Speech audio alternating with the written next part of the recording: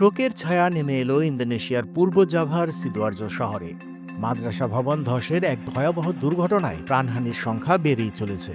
আসরের নামাজের সময় হঠাৎ করে ধসে পড়া এই ভবনটিতে শেষ খবর পাওয়া পর্যন্ত নিহতের সংখ্যা দাঁড়িয়েছে ৩৭ জনে। এখনও ২৬ জন মানুষ নিখোঁজ রয়েছেন। যত সময় যাচ্ছে তাদের জীবিত উদ্ধারের সম্ভাবনা তত ক্ষীণ হচ্ছে। কিভাবে ঘটল এই মর্মান্তিক দুর্ঘটনা আর নিম্নমানের নির্মাণকে কেন এই বিপর্যয়ের কারণ হিসেবে দেখা হচ্ছে, চলুন বিস্তারিত জেনে নেওয়া যাক ইন্দোনেশিয়ার এই ট্র্যাজেডির সর্বশেষ তথ্য। ইন্দোনেশিয়ার পূর্ব জাভার সিদুয়ার্জো শহরে গত সোমবার আসরের নামাজের সময় এই মর্মান্তিক দুর্ঘটনা ঘটে। নামাজ চলাকালীন হঠাৎ ভবনটির একটি অংশ ধসে পড়ে। স্থানীয় গণমাধ্যমের প্রতিবেদনে বলা হয়েছে, দুর্ঘটনার সময় মাদ্রাসার শিক্ষার্থীরা আসরের নামাজের জন্য জমায়েত হচ্ছিলেন। ঘটনার পরপরই শুরু হয় উদ্ধার কাজ। দেশটির জাতীয় অনুসন্ধান ও উদ্ধার সংস্থার অপারেশন ডিরেক্টর এক বিবৃতিতে জানান, রবিবার সকাল পর্যন্ত মোট ১৪১ জনকে উদ্ধার করা সম্ভব হয়েছে। এদের মধ্যে ১০৪ জনকে জীবিত অবস্থায় উদ্ধার করা হলেও ৩৭ জন মারা গেছেন। এই সংখ্যা স্থানীয় অনুসন্ধান ও উদ্ধার সংস্থার প্রধানও নিশ্চিত করেছেন। এই মুহূর্তে সবচেয়ে বড় উদ্বেগ ২৬ জন নিখোঁজ মানুষকে নিয়ে।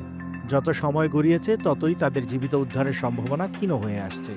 নিখোঁজদের জীবিত উদ্ধারের সর্বোত্তম সময় অর্থাৎ ৭২ ঘন্টা গত বৃহস্পতিবারই পার হয়ে যায়।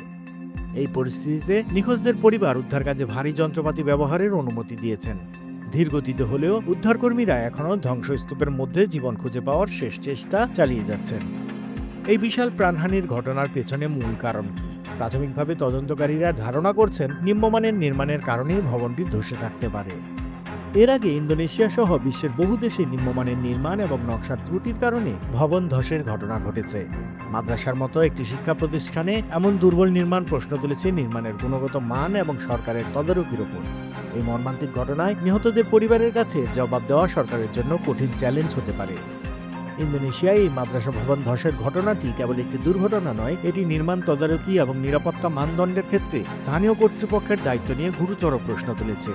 নিহতদের প্রতি গভীর সমবেদনা জানিয়েও বলা যায়, এখন সরকারের প্রধান দায়িত্ব হলো দ্রুত নিখোঁজদের উদ্ধার করা এবং এই বিপর্যয়ের জন্য যারা দায়ী তাদের চিহ্নিত করে জবাবদিহির আওতায় আনা।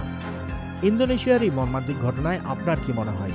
নিম্নমানের নির্মাণ রোধে সরকারের কেমন পদক্ষেপ নেওয়া উচিত জানাতে পারেন কমেন্টে। আন্তর্জাতিক অঙ্গনের সকল খবর, আপডেট ও বিশ্লেষণ জানতে সাবস্ক্রাইব করুন বাংলা ফ্লো ইউটিউব চ্যানেল।